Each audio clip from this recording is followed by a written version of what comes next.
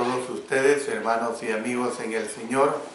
De nuevo continúa hablando para ustedes, enseñando la palabra de Dios, el hermano Alexander Castellanos, desde la Iglesia de Cristo en Ciudad Merliot, República de El Salvador.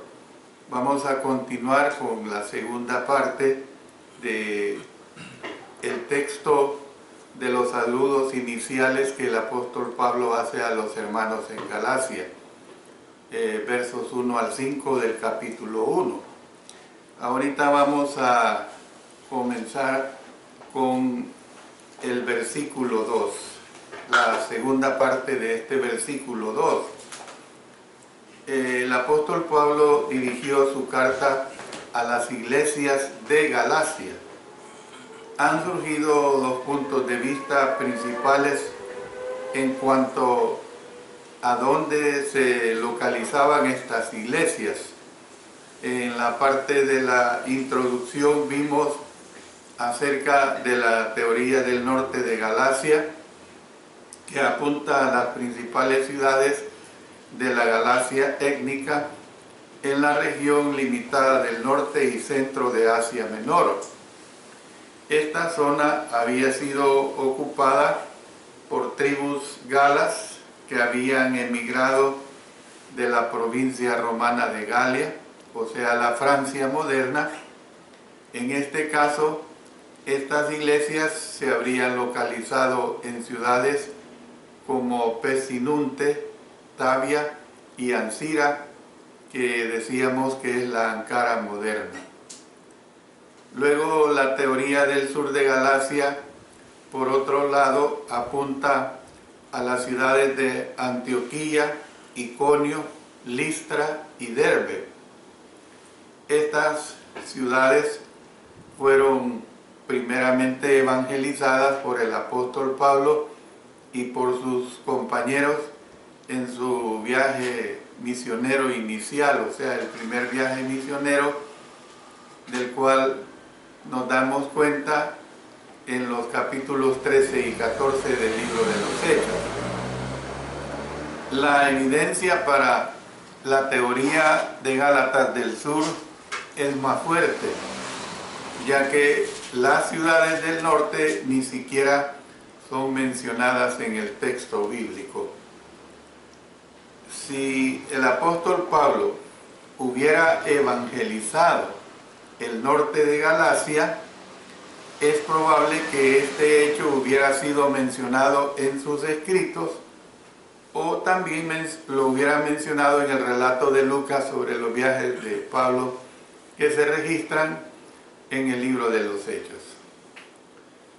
En cuanto al versículo 3, cuando Pablo se dirigió a las iglesias de Galacia, les dio este saludo: gracia y paz sean a vosotros, de Dios el Padre y de nuestro Señor Jesucristo. Las palabras constituyen una salutación habitual en sus epístolas. Por ejemplo, si vamos a Romanos capítulo 1 y el versículo 7, dice: a todos los que estáis en Roma, amados de Dios, llamados a ser santos, gracia y paz a vosotros, de Dios nuestro Padre y del Señor Jesucristo. Entonces, nosotros podemos ver pues que era un saludo habitual del apóstol Pablo. La gracia, como la usó el apóstol Pablo, fue la adaptación cristiana común de la palabra griega chairein, que quiere decir literalmente regocijarse. Eso es lo que quiere decir esta palabra chairein, regocijarse, en su uso convencional como una salutación entre los gentiles. Simplemente significaba saludos. Por ejemplo, en Hechos capítulo 15 y el versículo 23 dice: y escribir por conducto de ellos, los apóstoles y los ancianos y los hermanos, a los hermanos de entre los gentiles que están en Antioquía, en Siria y en Cilicia, saludos. Entonces, nosotros vemos que la palabra gracia, o sea, la palabra que en el idioma griego se conoce como charis, por otra parte, está llena de significado. Transmite el amor de Dios, que solo puede salvar al hombre de su condición de perdido. Y aquí vemos nosotros que este reconfortante término transporta nuestros pensamientos a la gloria del reino espiritual y trae a la mente el misterio de Dios que ha sido revelado mediante el Evangelio de nuestro Señor Jesucristo. Algo más sobre la gracia. Al término gracia, el apóstol Pablo unió el saludo judío convencional. ¿Cuál es ese saludo convencional judío? Paz, o sea, eirene. Paz, eirene, que representa al término hebreo arameo shalom. Representa al término hebreo arameo shalom.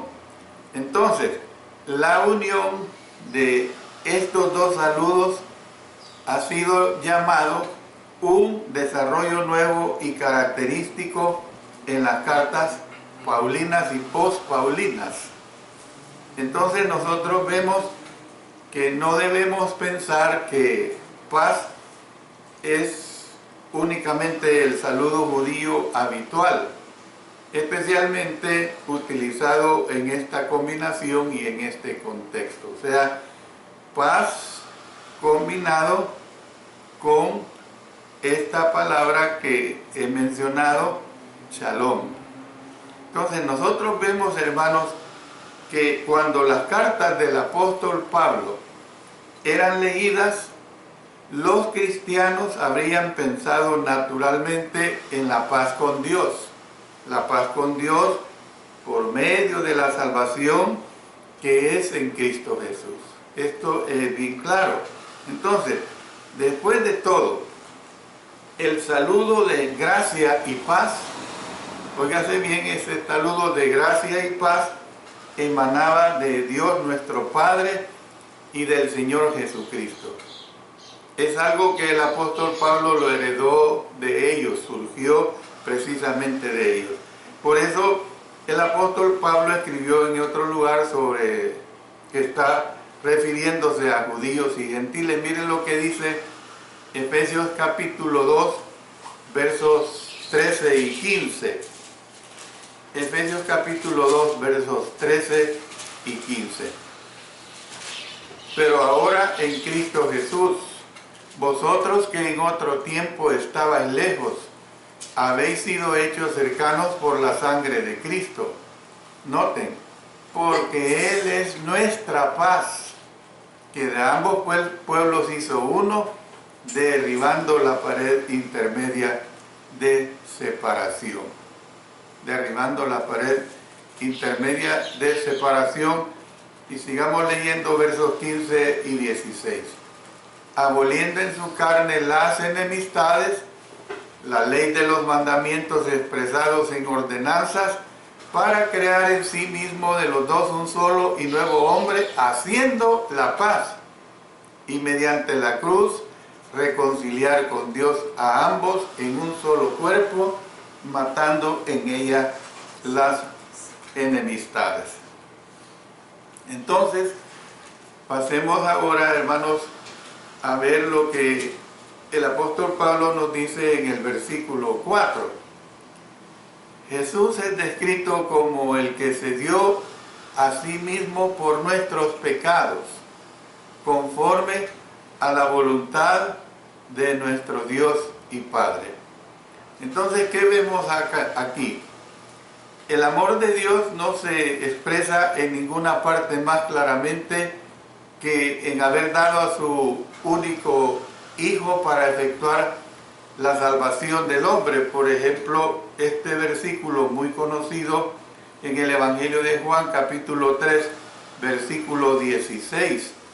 Porque de tal manera amó Dios al mundo, que ha dado a su Hijo unigénito, para que todo aquel que en él cree no se pierda, mas tenga vida eterna. En Romanos capítulo 5 y el versículo 8. Mas Dios muestra su amor para con nosotros, en que siendo aún pecadores, Cristo murió por nosotros. Entonces, en el presente caso, es el amor de Cristo el que tenemos frente a nosotros. Sin embargo, la voluntad del Padre y la voluntad del Hijo están tan entrelazadas en las Sagradas Escrituras que es prácticamente imposible percibir alguna distinción real. O sea, lo que dice el Padre equivalente a lo que dice el Hijo, o sea, lo que dice el Hijo equivalente a lo que dice el Padre. Por eso están tan entrelazadas que es difícil distinguir, pues. ¿Por qué? Porque mi Padre y yo uno somos, dice el Señor Jesucristo. Si bien Jesús se dio a sí mismo como la expresión suprema del amor divino, miren lo que dice en 1 Juan capítulo 3 y el versículo 16. En esto hemos conocido el amor, en que Él puso su vida por nosotros. También nosotros debemos poner nuestras vidas por los hermanos. Entonces, si bien Jesús se dio a sí mismo como la expresión suprema del amor divino, luchó poderosamente contra su inminente muerte y agonizó en oración pidiendo que fuera de otra manera. Como no había otra manera,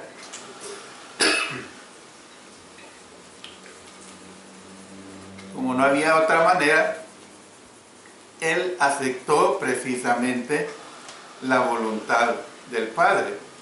Por eso el escritor a los Hebreos dijo: y aunque era hijo, por lo que padeció, aprendió la obediencia. Hebreos capítulo 5, verso 8.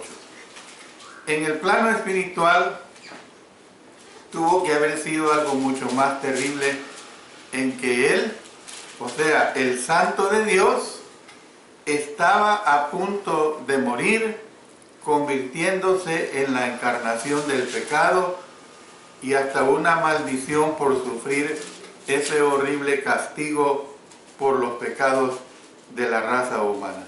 Miren lo que dice, por ejemplo, si vamos a Marcos capítulo 1 y el versículo 24. Dice acá, en Marcos capítulo 1 y el versículo 24. Diciendo: ¿qué tienes con nosotros, Jesús Nazareno? ¿Has venido para destruirnos? Sé quién eres, noten, el Santo de Dios. Entonces nosotros podemos ver claramente que el apóstol Pablo dijo que la meta final del sacrificio de Cristo era librarnos del presente siglo malo. Ahora, ¿qué es lo que aquí se está diciendo con que la meta del Señor Jesucristo era librarnos del presente siglo malo? Bueno, la palabra del idioma griego que se traduce como librarnos, o sea, exaireo, con X, exaireo, aparece en varias formas 5 veces en el libro de los Hechos. En Hechos capítulo 7, verso 10, verso 34, verso 11 del capítulo 12, verso 27 del capítulo 23 y verso 17 del capítulo 26. Cada uno ilustrando el dramático acto de salvar a alguien justo a tiempo, Por ejemplo, mire, vamos a leer Hechos capítulo 7, versículo 10. Dice en Hechos 7, verso 10, y les libró de todas sus tribulaciones y les dio gracia y sabiduría delante de Faraón, rey de Egipto, el cual lo puso por gobernador sobre Egipto y sobre toda su casa. Luego vamos al verso 34 más abajo. Ciertamente he visto la aflicción de mi pueblo que está en Egipto, y he oído su gemido, y he descendido para librarlos. Ahora pues, ven, te enviaré a Egipto. Entonces, ustedes pueden notar que cada uno ilustra el dramático acto precisamente de salvar a alguien justo a tiempo. Entonces, ¿qué se entiende con la frase el presente siglo malo? ¿Qué es lo que entendemos con esa frase el presente siglo malo? La palabra del idioma griego que se traduce como siglo es aion, A-I-O-N, aion, que puede referirse a un periodo de tiempo, una época o eón, o al mundo material. Entonces, aunque también puede referirse a las características de un periodo dado de la historia, nunca se utiliza con referencia a las personas que habitan tal periodo de tiempo.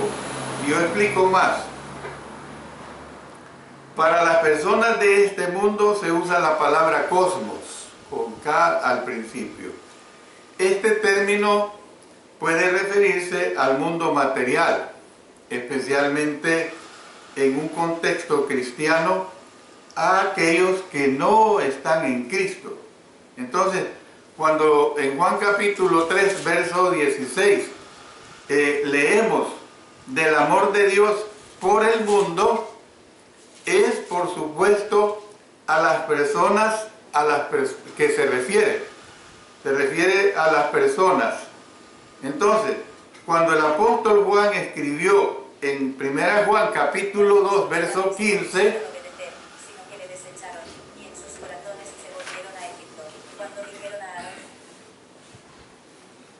en 1 Juan capítulo 2 y el versículo 15, mire, leamos lo que dice aquí esta Sagrada Escritura. Mire, es algo bien interesante lo que aquí se nos está presentando en 1 Juan capítulo 2 y el versículo 15. Vamos a buscar esta escritura 2:15. Dice, no améis al mundo, ni las cosas que están en el mundo. Si alguno ama al mundo, el amor del Padre no está en él. Entonces, aquí, hermanos, se refería al reino físico y a sus ciudadanos que no tienen nada que esperar más allá de esta vida terrenal y que están condenados precisamente a destrucción. Esto se deja bien claro en esta situación que aquí se nos está presentando. Entonces, en este contexto, la liberación de la cual habló el apóstol Pablo no es del mundo material, sino del mal que domina a este mundo. De ese mal que domina a este mundo. Este concepto corresponde a la oración de Jesús en Juan capítulo 17 y el versículo 15. Vamos a leer en Juan capítulo 17 y el versículo 15. Dice acá, no ruego que los quites del mundo, sino que los guardes del mal. O sea, la liberación aquí es de la tentación, o sea, el pecado y la condenación legal. Viendo esto, miren lo que dice el versículo 5.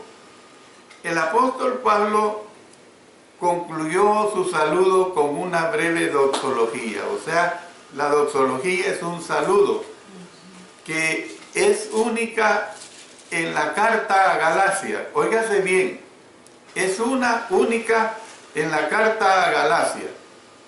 Hace unos momentos, en el periodo de las preguntas, hablábamos de los saludos del apóstol Pablo. Hablábamos de que no dirigió una oración a los hermanos en Galacia, y decíamos que fue precisamente por lo ansioso que el apóstol Pablo estaba, porque habían tergiversado, cambiado el evangelio, habían predicado un evangelio diferente. Entonces, esta forma como se dirige a estos hermanos es única a los hermanos en Galacia. Él escribió: a quien sea la gloria por los siglos de los siglos. Amén. Pueda que esta doxología haya sido escrita como un sustituto de su acostumbrada acción de gracia por los cristianos a quienes él se dirigía, a los hermanos en Roma, a los hermanos en Filipos, en diferentes lugares. En otras palabras, puesto que no tenía ninguna alabanza para los hermanos gálatas, dirigió su alabanza a Dios. Vemos pues otra posibilidad, es que fue impulsado por el resumen del Evangelio aquí en este versículo 4 del capítulo 1. El antecedente más cercano al pronombre quien en este versículo 5, hermanos, es nuestro Dios y Padre en el versículo 4. Luego la gloria que habla en el versículo 5 parece atribuirse a Dios el Padre, aún que podría apuntar de vuelta al Señor Jesucristo al final del versículo 3. Entonces, sin importar el antecedente preciso de quién la gloria del Padre es compartida con el Hijo, porque Jesús sufrió y murió por nuestros pecados, ahora Él está coronado de gloria y de honra. Miren lo que dice en Hebreos, en el capítulo 2 y el versículo 9. Dice: pero vemos a aquel que fue hecho un poco menor que los ángeles, a Jesús, noten, coronado de gloria y de honra, a causa del padecimiento de la muerte, para que por la gracia de Dios gustase la muerte por todos. Entonces, durante su ministerio terrenal, Jesús oró para que la gloria que había abandonado, recuerden esto, la gloria que él había abandonado, al aceptar su misión, ¿qué es lo que pasa? Al aceptar esta sumisión terrenal, fuera restaurada. Por eso miren lo que dice en el Evangelio de Juan 17, verso 5. Ahora pues, Padre, glorifícame tú al lado tuyo con aquella gloria que tuve contigo antes que el mundo fuese. Él está refiriéndose a su condición divina, a la condición de Dios, a la condición de igual al Padre, a la condición de igual al Espíritu Santo. Está apelando pues a su deidad. Entonces, ¿por cuántos eones había compartido Jesús esta gloria con el Padre? Bueno, Él dice, antes que el mundo fuese. Antes que el mundo fuese. Entonces, ¿qué es lo que vemos para entender esta palabra y esta frase? Después de la referencia en el versículo 4 al presente siglo malo, la palabra griega aión, o sea, siglo, se usa de nuevo en el versículo 5, subrayando el término, noten, por los siglos de los siglos. O sea, eistude aionantón, aionón, es lo que en el idioma griego está diciendo. Esta frase podría, hermanos, traducirse literalmente como hasta las edades de las edades. Imagínense, hasta las edades de las edades, equivalente a decir por los siglos de los siglos. Una idea, algo así como a lo largo de todas las edades futuras sin fin, para que entendamos, a lo largo de todas las edades futuras sin fin. Entonces, declarando, hermanos, cualitativamente la idea es a lo largo de todas las eras incomparablemente gloriosas que vendrán. A lo largo de todas las eras incomparablemente gloriosas que vendrán. Esto, hermanos, es lo que se está presentando aquí en este saludo especial que dio a las iglesias en Galacia, a quien sea la gloria por los siglos de los siglos. Amén. Espero con la ayuda del Señor haberme dado a entender y que todos juntos comprendamos la divina palabra de nuestro Señor. Que Dios bendiga su palabra. Amén.